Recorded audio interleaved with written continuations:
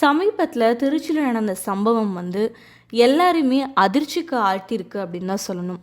திருச்சியில் அரியமங்கலம் அப்படிங்கிற பகுதியில் உள்ள அம்பிகாபுரத்தை சேர்ந்த 16 வயது சிறுமிக்கு நூடுல்ஸ் ரொம்பவே பிடிக்குமா. பொதுவாக அந்த சிறுமிக்கு மட்டும் இல்லாமல் நமக்குமே நிறைய பேர்த்துக்கு இந்த நூடுல்ஸ், சிக்கன் ரைஸ் அப்படின்னாலே ரொம்பவே ஒரு பிடித்தமான உணவு அப்படின்னு கூட சொல்லலாம். அதே மாதிரி அந்த குழந்தையும் பார்த்திங்கன்னா நூடுல்ஸ் பிரியை அப்படிங்கிறதுனால கடையில் அடிக்கடி நூடுல்ஸ் வாங்கி வீட்டில் இந்த ஸ்பைசி நூடுல்ஸை செஞ்சு சாப்பிட்றது அப்படிங்கிறது வழக்கமாகவே இருந்திருக்கான். அப்படி தான் அந்த சிறுமி ஆன்லைனில் 2x ஸ்பைசி நூடுல்ஸை ஆர்டர் செஞ்சு நைட் நேரத்தில் சமைச்சு சாப்பிட்டு தூங்கியிருக்காங்க. மறுநாள் காலையில் அந்த சிறுமி நீண்ட நேரமாகியும் எழாததால் பெற்றோர்கள் பார்த்திங்கன்னா அவங்கள எழுப்ப முயற்சித்த போதும் சிறுமி உயிரிழந்திருப்பது தெரிய வந்திருக்கு. இந்த சம்பவம் ஒரு பெரும் பரபரப்பை ஏற்படுத்தியிருக்கு அப்படின்னு தான் சொல்லணும். நைட்டு நூடுல்ஸ் சாப்பிட்ட குழந்தை காலையில் எப்படி இறந்து போயிடுது அப்படிங்கிறது நிறைய பேத்துக்கு ஒரு சந்தேகமாகவே இருந்துச்சு.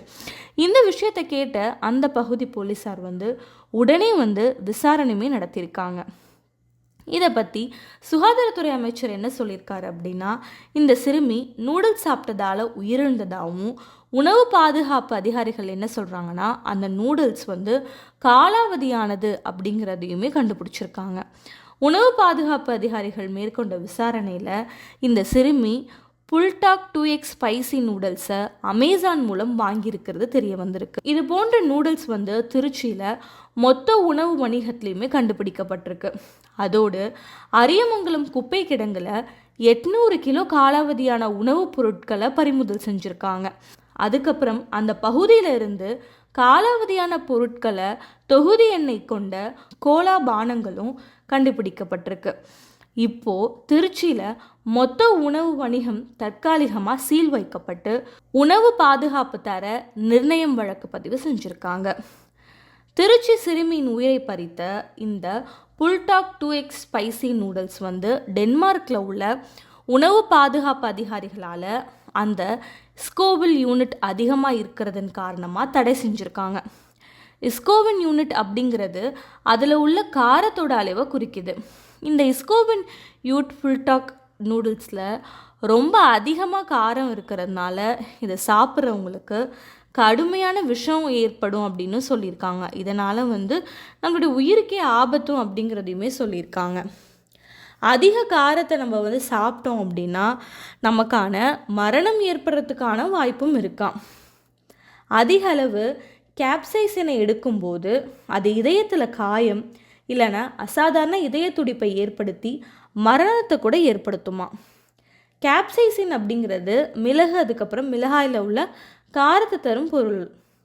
நீங்கள் காரப்பிரியர்களாக இருக்கிறீங்க அப்படின்னா இது வரைக்கும் காரத்தை அதிகம் எடுத்துகிட்டு வந்தீங்கன்னா இனிமேல் அதிக காரத்தை சாப்பிட்றத கொஞ்சம் தவிர்த்துருங்க.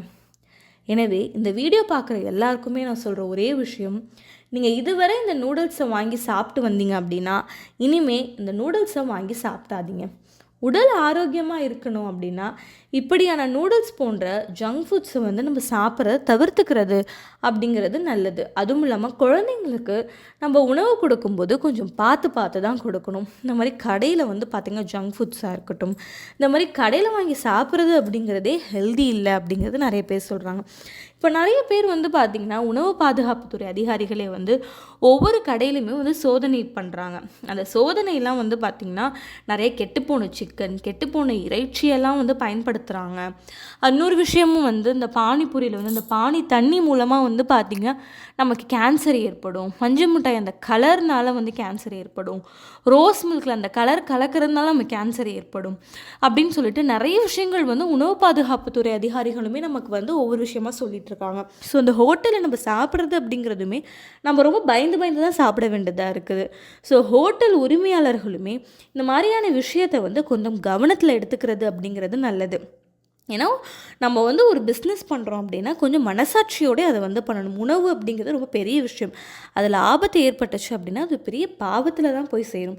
ஸோ உணவு அப்படிங்கிறத பார்த்திங்கன்னா ஒரு பாதுகாப்பான முறையில் கொடுக்கறது அப்படிங்கிறது நல்லது. அதே மாதிரி நம்ம ஒரு நூடுல்ஸ் பாக்கெட் வாங்குகிறோம், இல்லை ஏதாவது ஒரு கூல்ட்ரிங்க்ஸ் வாங்குகிறோம் அப்படின்னா அதில் காலாவதி ஆகிடுச்சு, எக்ஸ்பைரி டேட் நம்ம பார்க்கணும். வெளியில் வாங்கி குடிக்கிறதுக்கு பதிலாக வீட்டிலே நம்ம செஞ்சு சாப்பிட்றது அப்படிங்கிறது வழக்கம். ஸோ நிறைய இடத்துல வந்து பார்த்திங்கன்னா இந்த கலருக்காக கலர் பவுடர் கலக்கிறது, அதுக்கப்புறம் இந்த சிக்கன் ரைஸில் வந்து சில விஷயங்கள் கலக்கிறதா இருக்கட்டும், சிக்கனே வந்து பார்த்திங்கன்னா கெட்டுப்போன சிக்கனாக இருக்குது அப்படின்னு சொல்லிட்டு நிறைய விஷயங்கள் நிறைய விதமாக வந்து பார்த்திங்கன்னா சொல்லிட்டு வராங்க. ஸோ டெக்னாலஜி வளர வளர வந்து பார்த்திங்கன்னா இந்த மாதிரியான ஆபத்துக்களுமே நமக்கு வந்து வளர்ந்துட்டு தான் இருக்கும்.